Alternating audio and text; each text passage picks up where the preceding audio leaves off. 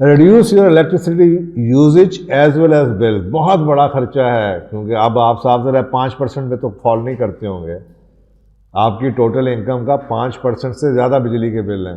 किसी ज़माने में यूटिलिटीज 5% होती थी, तो अब तो 20% पे पहुंचा हुआ है। तो भाई उसका सिंपल तरीका ये है कि जनाब 22% पाकिस्तान में लोगों की एवरेज एनर्जी कॉस्ट आ चुकी है, विच इज़ टू हाई। कहाँ पे 5% यूटिलिटी, टोटल यूटिलिटी, बिजली, पानी, गैस, और कहाँ पे 22% सिर्फ इलेक्ट्रिसिटी। दैट मीन्स कि we need to find other ways, और वो डिपेंड करता है क्या हो सकता है। छोटी छोटी चीज़ें हैं, do not leave the computer, microwave, food, phone charger running, minimise use of air conditioning through better insulation, use energy efficient lights and electric fans, use solar panel. मैं अक्सर काल लोगों से कहता हूँ दिन को तो कम से कम गर्मियाँ तो बचाएं अपनी, दिन को तो सोलर लगवा लें, बैटरी ना भी लगवाएं। और reduce days reliance on the grid electricity, hang out the laundry instead of running the dryer. Dryers बहुत बिजली खाते हैं, तो भाई कपड़े बाहर धूप में लटका लें तो आसानी हो जाएगी बिजली बच जाएगी। Use microwave, electric kettle and iron smartly. अब तो ये भी लोगों ने सोचना शुरू कर दिया, क्योंकि हम ऑटोमेटिक जो वॉशिंग मशीन है ना बड़ी पसंद करते हैं, मैं भी करता था। लेकिन अब मैं सीरियसली सोचता हूँ कि अगर आपने बिजली बचानी है तो आपको सेमी ऑटोमेटिक चाहिए, आपको फुल ऑटोमेटिक नहीं होनी चाहिए आपकी वॉशिंग मशीन। उसमें पानी भी ज़्यादा लगता है, उसमें डिटर्जेंट भी ज़्यादा लगता है, उसमें कपड़े भी कम आते हैं, सिर्फ इस वजह से कि आपका कपड़े स्पिन ऑफ होके बाहर निकल आते हैं। भाई बाहर लटका दो यार, उतनी बिजली तो बचा लो। वो कपड़े धो देती है आपको, या आपको वो बकेट बदलनी पड़ती है। वो कपड़े आपको धो देगी 20 मिनट के अंदर, ये घंटा चलती रहती है। इतना फ़र्क है बिजली का। छोटी छोटी चीज़ें हैं। और अब बड़ी चीज़ों पे आ जाएं, कहते हैं अब दुनिया के अंदर जो रीविजिटिंग की एक्सरसाइज है, रीसेट की, वो घरों की के ऊपर न्यू आर्किटेक्चर। अब यानी कि घर बनने लगे हैं एनर्जी फ्रेंडली होम्स, दोबारा से मड, ग्रेवल, ऊंची छतें, मोटी दीवारें, हर वो ऐसी चीज़ जो कि ठंडी जल्दी हो जाए या ठंडी और गर्म जो है वो कंट्रोल कर सके, इसमें इंसुलेशन बेहतर हो, उन चीज़ों का टाइम दोबारा आना शुरू हो गया। पानी की रिसाइकलिंग हो रही है। तो अब ये नया एक ट्रेंड शुरू होने लगा। जब इतनी महंगी कोई चीज़ हो जाती है ना, जैसे मैं कहता हूँ क्या हो गया, एनर्जी महंगी होगी, इसी जगह फ्यूल महंगा हो गया है। उसी तरीके से जब घरों को पूरी दुनिया के अंदर, तो लोग अब वाकई सीरियसली सोच रहे हैं कि भाई अगर यही सूरत हाल रहनी है तो मेरी इनकम का तो जनाब 30% तो इसमें जा रहा है एनर्जी में, तो इसको कैसे काम करूँ। तो ये वक्त के साथ साथ ये बहुत बड़ा एरिया है। तो मुझे ये लगता है कि बेसिक चेंज आएगी आपके घरों की आर्किटेक्चर के अंदर। इट इज़ ना, जब ये सस्टेनेबल मॉडल की बात करते हैं ना, ये मॉडल सस्टेनेबल है ही नहीं था। आप सोचें, सस्ते एसी किए, बिजली सस्ती थी, लोगों ने घरों के नक्शे चेंज कर दिए। छोटे कमरे बनाओ यार, एसी जब ठंडा जल्दी हो जाएगा। हमने अज्यूम कर लिया कि सारी ज़िंदगी हमारे घरों में हर कमरे में एसी चलता रहेगा। उसके बाद बिजली महंगी इतनी कर दी कि अब उस घर में सांस लेने की जगह नहीं है, जो कि डिज़ाइन ही एसी के ऊपर हुआ होगा। एसी में आप चला नहीं सकते। अब आप क्या करें, फिर शुरू हो जाए, फिर घरों को तोड़ के बनाना शुरू कर दे। यही, this is how they keep on giving you a new game and they make money. It's this way and that way they make money. अभी भी चले जाए ना आप पुराने घरों में, जहाँ पे आगे घर में वरांडा होता था, जहाँ पे 13 फुट की छत होती थी, 10 फुट के ऊपर रोशनदान लगे होते थे और पंखा ऐसे चलता था, उसके बावजूद ना हबस होती थी ना गर्मी होती थी। क्यों?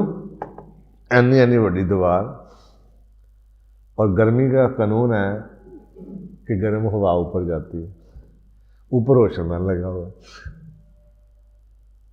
वो हवा बाहर निकल जाती, नीचे ठंडा।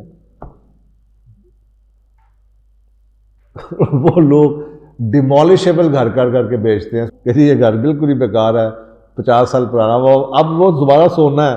वही ज़माना आएगा, एनर्जी इतनी महंगी। अब आप ये ना सोचें कि ये सोलर ला लाएंगे कि उससे मसला हल नहीं हल होगा। वक्ती तौर पे आप उस पहले 20 लाख रुपया 30 लाख रुपया सोलर पे देंगे, फिर आप 20-30 लाख रुपये बैटरियों पे उजाड़ेंगे, तो ठीक है, जो बना चुका बेचारा फंसा हुआ है उसके पास तो चॉइस कोई नहीं है। लेकिन जो नए लोग हैं उनको ये पता होना चाहिए, no this trend is here to stay, अब ये चेंज होने वाला नहीं है। You better look revisit your architecture, your design, your drawings. ये जनाब कंपैरिजन मैंने दिया है। एवर इंक्रीजिंग फ्यूल प्राइसेस, चलें घरों का मैंने आपको एनर्जी का बिल बता दिया, अब जरा गाड़ियों पे आ जाएं। Ever increasing fuel prices demand permanent change in our driving habits. Global fuel prices are all-time high and no ease is seen in the months and years ahead.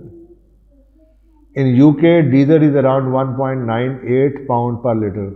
ये बनता है 685 रुपये लीटर, ऐसा ही है।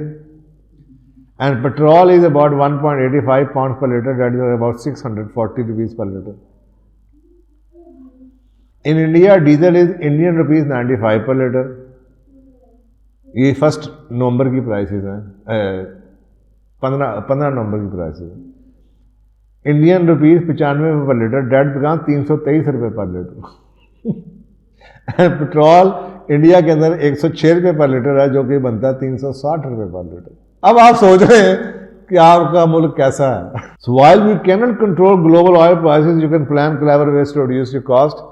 गाड़ी एक करनी है, गाड़ी बेचनी है, गाड़ी चेंज करनी है, गाड़ी छोटी लेनी है, बाइक लेनी है, साइकिल लेनी है, घर के करीब जाना है, दफ्तर से के करीब रहना है, दफ्तर को घर में लाना है, कुछ भी आप, ये सिर्फ मैंने आपको बताया है कि एक स्लाइड है। अब इस एक स्लाइड पे डेटा कहाँ से आपका आएगा? पहली स्लाइड से। क्या थी वो? Start recording. वहां से डेटा आ गया, यार मैं 30,000 रुपये का पेट्रोल का खर्च कर रहा, मैं चीख रहा हूं मेरी सेविंग कोई नहीं है, 20% सेविंग करना बहुत ज़रूरी है। तो सब तो पहले तो यह बचाओ ना पैसे, पेट्रोल तो कितने बच सकते हैं, एंटरटेनमेंट से कितने बच सकते हैं, आउटिंग से कितने बच सकते हैं। तो यहाँ से देखें उसको आप कहाँ से क्या बचाएंगे। घर आप इस वक्त दुनिया में रिसेशन चल रहा है, और रिसेशन की वजह से आपको पता है रियल एस्टेट की प्राइसेस यूरोप के अंदर बड़ी कम है, लेकिन अमेरिका के कुछ शहरों में रियल एस्टेट की प्राइसेस रिसेशन के बावजूद ऊपर जा रही हैं। उनमें से एक न्यूयॉर्क है। क्यों? न्यूयॉर्क के अंदर कोविड के बाद वो कहते हैं 40% businesses they never came back,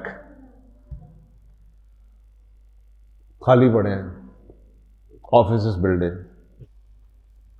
उन्होंने इस सारे हॉलों को रेजिडेंशियल अपार्टमेंट्स में कन्वर्ट कर रहे हैं, और लोगों को लालच क्या है कि if I work down and if I am working up there, मुझे ना गाड़ी की जरूरत है, ना पार्किंग आएगी, ना पेट्रोल आएगा। ऊपर से उतरा, नीचे काम किया गली में, या 5 मिनट की वॉक की और अपने घर चला गया। तो they have started saving money. वही चीज़ जो डेड पड़ी थी उसमें इस वजह से कि राइजिंग फ्यूल प्राइसेस थे, there came an opportunity and they are now capitalising that opportunity. तो इसका मतलब ये हुआ कि इन चीज़ों से जो कुछ नज़र आ रहा है वो ये लग रहा है कि this trend is here to stay, it's not gonna go away. इसके पीछे बहुत बड़ा माफिया है, इसके पीछे बहुत बड़ी दास्तानें हैं, बहुत सी चीज़ें जुड़ी हुई हैं। ऑल्दो प्राइसेस जब $100